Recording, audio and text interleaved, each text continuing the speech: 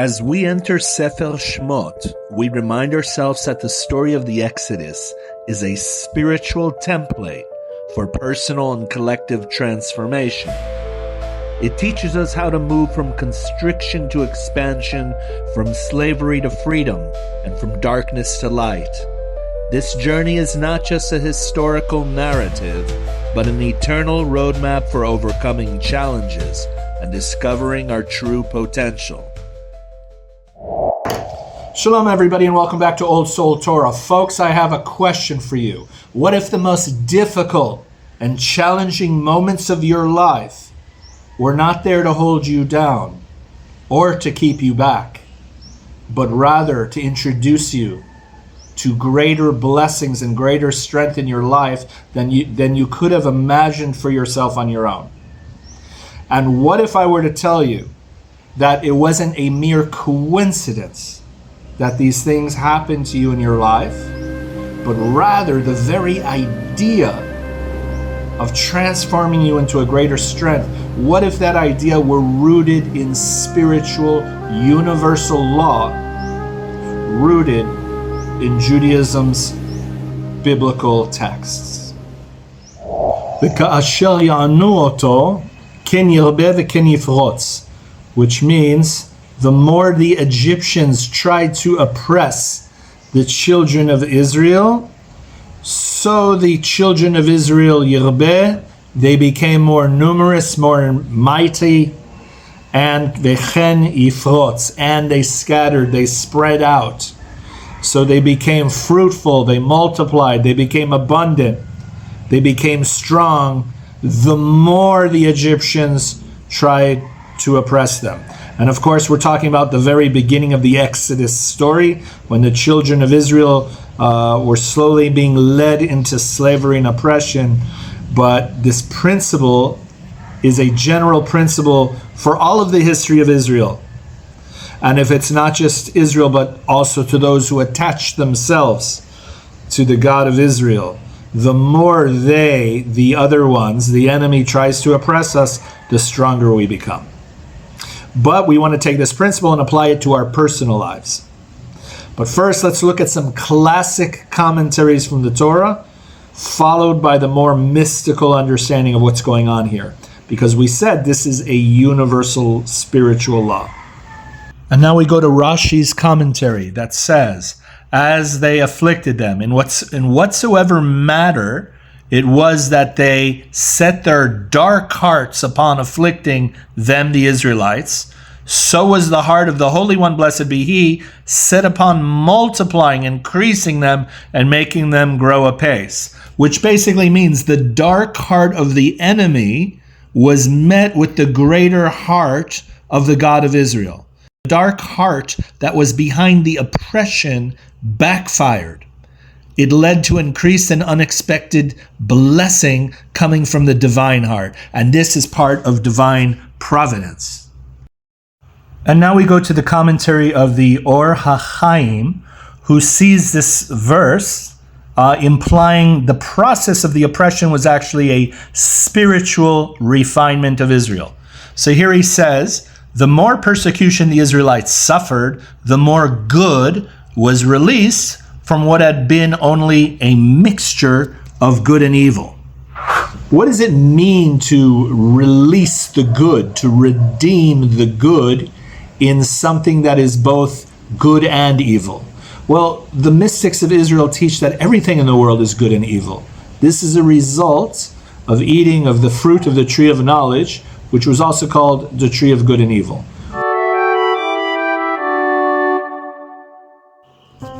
The fruit of the tree of knowledge introduced da'at, an intimate awareness that merged good and evil into a single reality, blurring their distinction.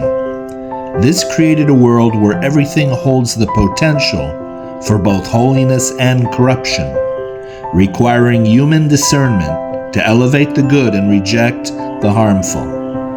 It shifted existence from one of pure clarity to a dynamic interplay of moral choices. The world as we know it today is a result of the eating of that tree, where everything is a mixture of good and evil. Everything has the potential to either be used for good or for evil. So, for example, take a knife.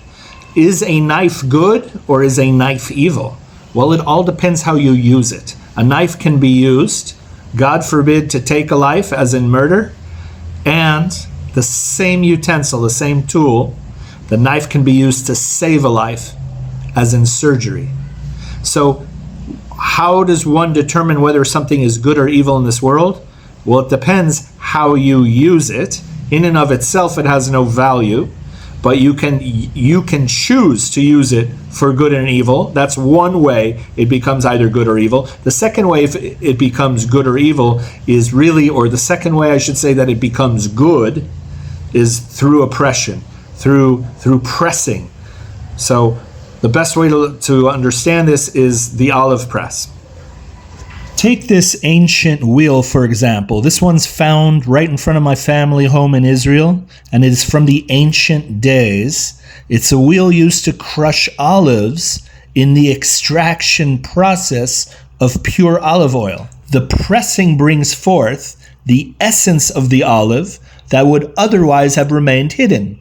Similarly, the oppression in life by others against Israel often serves to ignite the deeper light within the nation, drawing out their strength, their faith and wisdom, qualities that might have remained dormant without the pressure.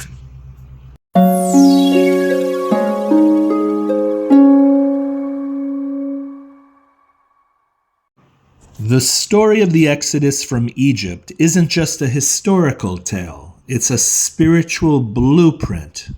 Egypt, or Mitzrayim in Hebrew, literally means the narrow places, the spaces where we were pressed, confined, and oppressed.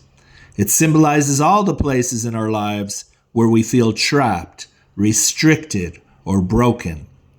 Yet just as olives are crushed to bring forth pure oil, our journey through oppression isn't meaningless. It's a process of refinement.